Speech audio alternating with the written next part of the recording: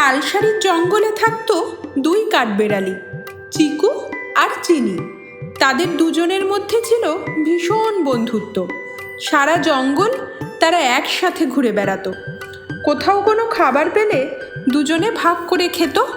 আর জঙ্গলের মধ্যে যে ঝর্ণা আছে তার জলে দুজনেই খেলা করত, গাছে গাছে চড়ে বেড়াতো। দুজনেই বাদাম খেতে ভীষণ ভালোবাসতো, তাই মাঝে মধ্যে কোথাও বাদাম পেলে দুই বন্ধু একসাথে বাদাম পিকনিক করত। জঙ্গলের বাকি পশু পাখিরা সবাই ওদের বন্ধুত্বের খুবই তারিফ করত। সকলে বলতো, বন্ধুত্বের কথা যদি বলতে হয় তাহলে চিকু চিনির কথাই বলতে হবে। ওদের দেখে সকলের শেখা উচিত। একদিন সকালে শান্ত জঙ্গলের চারিদিক যখন পাখির ডাকে ভরেছিল, নদীর ধীর গতিতে বয়ে চলছিল, হরিণ শান্তিতে ঘাস খাচ্ছিল, তখন হঠাৎই চিকু বলে ওঠে, চিনি চিনি, ওই দেখ আকাশে ওটা কি রে? আরে বোকা, ওটাকে রামধনু বলে। কি ধনুক? আরে ধনুক নয়, রামধনু। সেটা আবার কি রে? রঙের খেলা, 7 রকম রং একসাথে মিলে এই রামধনু তৈরি হয়। 7 রকম রং? বলিস কি চিনি? তা কি কি রং থাকে রে? বেগুনি, আকাশি, নীল, সবুজ, হলুদ, কমলা আর লাল রং। ভালো করে দেখ, সব কটা দেখতে পাবি। ওরে বাবা, তাই তো রে, ঠিক বলেছিস তুই। এরপর রামধনু দেখে দুজনেই খুশিতে নাচতে থাকে। তারপর খেলা করতে করতে এসে পৌঁছায় এক নদীর ধারে, যেখানে শান্ত, সুন্দর আর স্নিগ্ধ পরিবেশে এক খরগোশ তার পরিবার নিয়ে ভোজন করছিল। এরপর খেলতে খেলতে তারা পৌঁছে যায় জঙ্গলের আরও ভিতরের দিকে। সেখানে কত রকমের পাখি বসেছিল গাছের উপরে। রং বেরঙের পাখিগুলো ডাকছিল গাছের ডালে।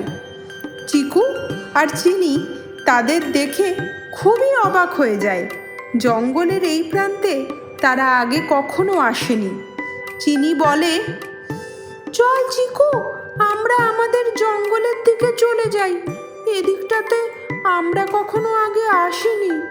চল ভাই, চলে যাই। তুই খুব ভীতু আছিস চিনি। আসেনি তো কি হয়েছে? ভালোই তো, চল না ঘুরে দেখি। ভীতু শব্দটায় চিনির সম্মানে লাগে। সে আর কিছু বলে না, চুপচাপ চিকুকে অনুসরণ করতে থাকে। জঙ্গলের এদিক ওদিক ঘুরতে ঘুরতে ক্রমেই বেলা শেষ হয়ে আসে। সন্ধ্যা নামে। এদিকে আকাশও ঘন কালো মেঘে ঢেকে যায়। হঠাৎ করেই যেন চারিদিক অন্ধকারে পূর্ণ হয়ে যায়। বৃষ্টি নামে। এই রে, বৃষ্টি নেমে গেল তো, এখন কি হবে?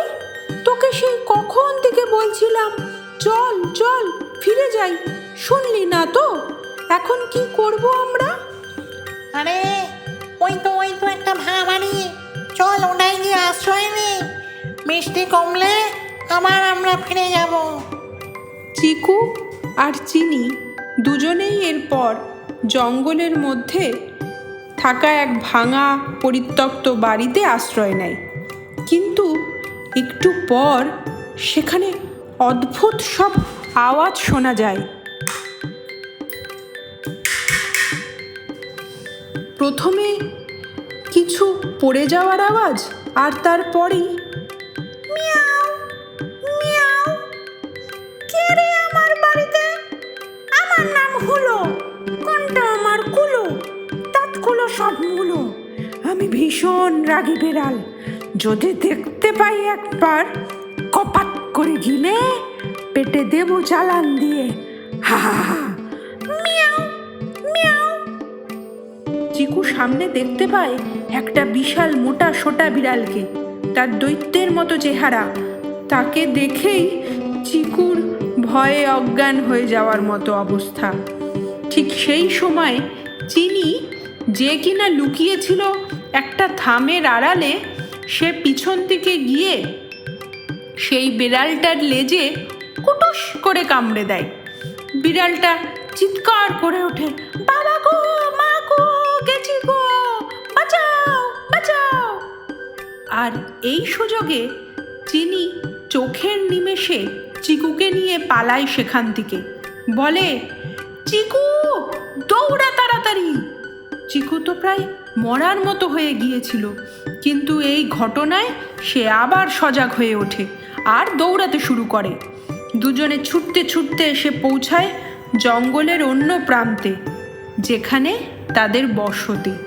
এখানে পৌঁছে চিনি বলে, কি রে চিকু, তুই ঠিক আছিস তো?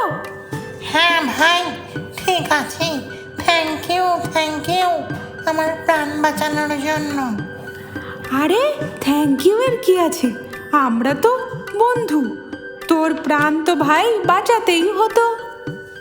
আমি আর কখনো তোকে ভীতু বলবো না রে চিনি। এই আমি নিজের কান ধরছি, ভেরি সরি। তুই যে কত বড় সাহসী তা তুই আজ প্রমাণ করে দিয়েছিস। আরে ঠিক আছে বন্ধু, চল দুইজনে একটু বাদাম খেয়ে নি, অনেকটা দৌড়ে এসেছি। হ্যাঁ বন্ধু, তাই চল। এই বলে দুই বন্ধু বাদাম খেতে শুরু করে। আর আমাদের গল্প এই অবধি শেষ হয়।